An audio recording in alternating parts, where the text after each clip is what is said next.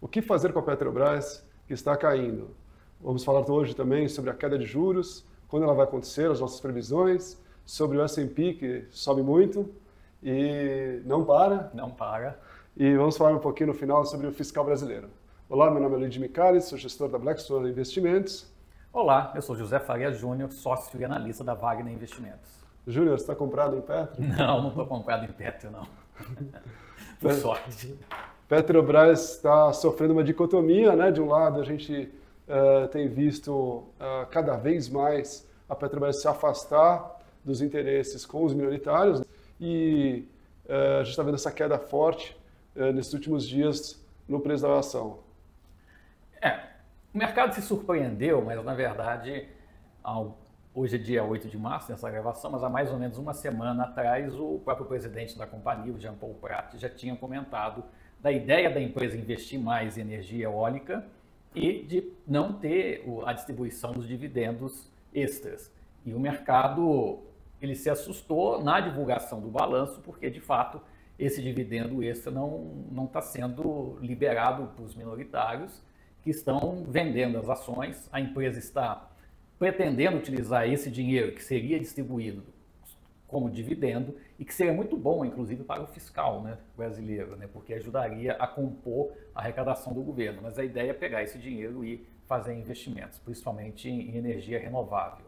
E a gente vê, né, a volta também dos investimentos em refinaria, o pessoal falando em energia eólica no alto mar, o que provavelmente vai ter um retorno mais baixo, né? Só que do outro lado você tem coisas boas para a Petrobras. A produção dela provavelmente vai aumentar 10% esse ano e sempre tem a possibilidade da produção na margem equatorial, que seria um pré-sal 2, né, Júnior? Exatamente. A quantidade de petróleo que tem lá na foz do Amazonas é imensa e muito do que a Petrobras subiu no ano de 2023 já é na própria expectativa, ou provavelmente foi por isso, né, nessa expectativa da exploração da margem equatorial. Basta ver o que aconteceu com a Guiana, né, como ela aumentou a sua produção. E é curioso também comentar, né, que o Brasil tem hoje no petróleo uma receita imensa na sua balança comercial. Em fevereiro, por exemplo, o petróleo foi o segundo item, subiu em torno de 130% em relação ao ano passado, mais de $1,5 bilhão de dólares, né, de exportação de petróleo adicional em fevereiro, chegou a quase 3 bilhões de dólares, e a China é o maior comprador, né? 1,1 milhão de barril por dia. Né? E o que você está esperando para a queda de juros, já divulgada pelo Banco Central americano e também pela mulher mais elegante do mundo, a Christine Lagarde, pelo menos os bancos centrais, né? Exatamente. O que você está esperando? Vai ser em maio, vai ser em junho, vai ser em abril? Essa é uma pergunta bem instigante, né? O Banco Central Europeu fez uma reunião monetária no dia 7 de março e há uma dúvida com relação à data do corte. O Banco Central Europeu reduziu as suas projeções para a inflação da zona do euro de 2024, como também reduziu a projeção do PIB e tem o presidente do BC francês que comentou que o corte irá ocorrer na primavera. E a primavera nós temos duas reuniões, né? 11 de abril e depois 6 de junho. Eu acredito que a reunião de 6 de junho é mais factível de ter um corte, tá? Mas não será uma surpresa absoluta esse corte começar no dia 11 de abril. Mas eu faria a minha aposta, no caso do Banco Central Europeu, no dia 6 de junho. E também teremos a reunião do FED, né? O FED reúne agora 20 de março, 1º de maio, depois 12 de junho e depois 31 de julho. Né? São as 4 próximas reuniões do FED. O Jerome Powell esteve no Congresso americano, dias 6 e 7 de março, e ele falou que vai cortar o juro em algum momento desse ano. Ele não precisou quando, mas o mercado já animou, né? Já animou. Ainda... provavelmente uma queda, né? 57%, não, 70% de queda, de chance de queda em junho. Em junho. Então, o dado do payroll e a expectativa do Banco Central Europeu, porque o Banco Central Europeu deve cortar juros antes do FED, deu uma esticada aí nessa aposta de junho. A aposta de julho eu acho mais segura do que junho. Mas também não vamos nos surpreender, né, se vier um corte em junho. Antes de junho eu acho difícil. O fiscal brasileiro também, a gente estava né? O governo estava animado com esse fiscal, com a arrecadação de janeiro, mas ontem tivemos uma surpresa negativa, né, Júnior? A gente viu ali que os gastos do governo aumentaram mais do que o próprio fiscal, né? Do que a arrecadação. Quase o dobro, né? Em termos reais, sim. Então, o relatório do Tesouro Nacional, ele colocou que a arrecadação cresceu em termos reais, ou seja, acima do IPCA. Então, vamos retirar a inflação do ano de 2023, né? O que arrecadou-se a mais em janeiro de 24, em relação a janeiro de 23, foi 3,7 acima. Mas a despesa cresceu praticamente o dobro, 6,8. Isso, em relação a janeiro de 23, que já tinha crescido em torno de 6, 7% acima da de janeiro de 22. Ou seja, a despesa está realmente bastante elevada.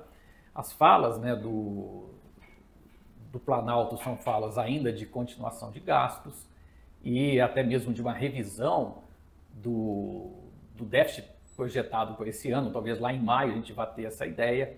Então, se vier algo muito acima de 0,5 ou 0,8, como está no próprio Focus, a gente pode ter uma deterioração fiscal.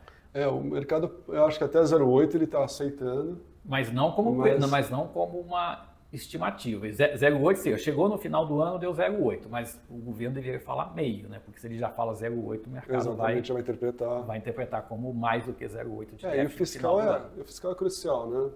Exatamente. Eu acho que esse ano que os investidores estão mais preocupados com o Brasil é se o governo vai conseguir manter uma meta fiscal crível e que deixe as contas do Brasil minimamente estáveis, né, para a gente continuar tendo um crescimento saudável. Exato. Tivemos uma dívida bruta, que eu acho que esse é o melhor conceito de analisar, de 75% do PIB.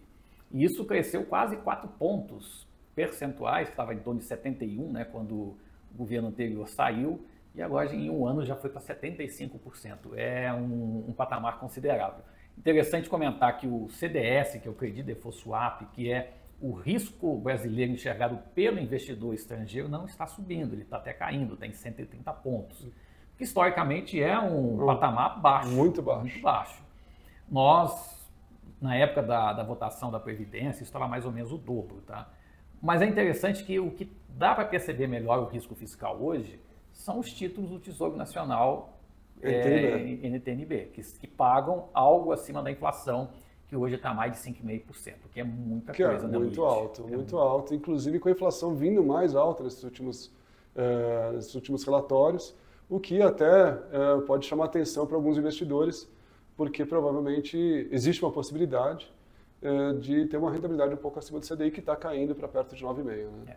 Inflação a gente vai comentar depois, mas eu acho que eu e o Luigi, a gente está mais pessimista com a inflação, por exemplo, uma inflação um pouco mais alta, mas fica aí para o próximo episódio. E o S&P, Júnior, eu acho que subiu bastante, né? Subiu muito, Luigi. Está quase numa subida vertical, na verdade, né? Tem algumas ações, que nem da NVIDIA, que começa a aparecer um pouco de sinal de bolha, né? Alguma coisa assim. O que você está achando? Não dá para afirmar que o S&P ele está absurdamente caro ainda, ele pode continuar subindo, mas para quem está pensando em uma carteira de investimentos, no nível atual não é muito aconselhável fazer um novo aporte do S&P. Então, provavelmente, esperar um recuo, é difícil dizer para que nível, mas assim, pode ser que volte para 4.800, 5.000 pontos, é muito difícil falar em patamares, né? Mas esperar um pouco para fazer um novo aporte. Eventualmente, se já teve um lucro bastante interessante, também reduzir o seu volume aplicado. Posição, Inclusive, talvez reduzir até em ações, como a própria NVIDIA, que praticamente dobrou de preço nos últimos meses.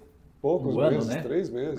Dobrou de preço e já vale 2 vezes ou mais de 2 vezes toda a Bolsa brasileira, né? Você pega só uma ação, que é da NVIDIA, e compara com todas as quase 400 ações que estão no Ibovespa, ela vale 2 vezes hoje. Você pode vender NVIDIA, pode vender a Apple, pode vender a Amazon, comprar a bolsa inteira brasileira e ainda sobe um troco. O Brasil inteiro. Exatamente. Então, talvez reduzir a posição no S&P, esperar aí alguma estabilização, alguma queda. Tem essa palavra da gente aí de um pouco de precaução, para quem ainda mais ganhou bastante dinheiro nos últimos anos. É só um comentário, não é vender, mas ficar vendido em S&P. É não aumentar a posição. Não, então eu vou pegar um contrato futuro e vender o S&P. Não, cuidado. Se a gente estiver errado, você vai ser atropelado. Né? Então é melhor você deixar de ganhar um pouco do que fazer uma venda do S&P, reduzir a posição. É isso. E no final, voltando para fechar um pouquinho com a Petrobras, eu acho que é importante ver que a Petrobras teve várias notícias ruins em sequência, né? A queda do dividendo,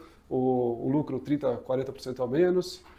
EBITDA menor. Investimentos em ativos que talvez não tenham uma rentabilidade muito alta, que é provável que não tenham.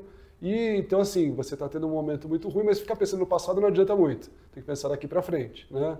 Então, assim, pensar, eu comprei ela a 35, comprei ela a 40, isso não importa. O que importa é daqui para frente. E daqui para frente, o que você tem? Você tem provavelmente novos projetos que não vão ser muito rentáveis, mas do lado ruim, mas do lado bom, você tem uma produtividade que vai ser provavelmente perto de 10% a maior do que foi o ano passado. E, diga-se de passagem, para uma empresa desse tamanho, isso é muito, né? Para uma petrolífera já é muito, para uma empresa desse tamanho também. E talvez esse novo pré-sal 2, né? Exatamente. Então, só para resumir, muito obrigado e ficamos para a próxima, né? Exatamente. Então, um abraço aí, muito obrigado, até mais. Até mais.